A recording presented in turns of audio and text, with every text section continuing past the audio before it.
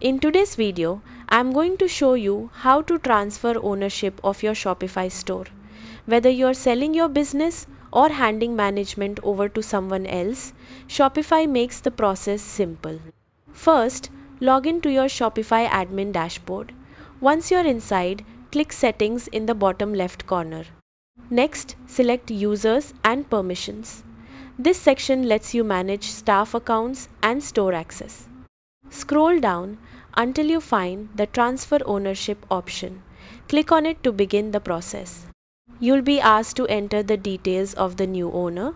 Select the staff account you want to transfer ownership to and verify your account credentials if prompted. After reviewing the information, click Transfer Store Ownership. The new owner will receive access and the ownership transfer will be completed once confirmed.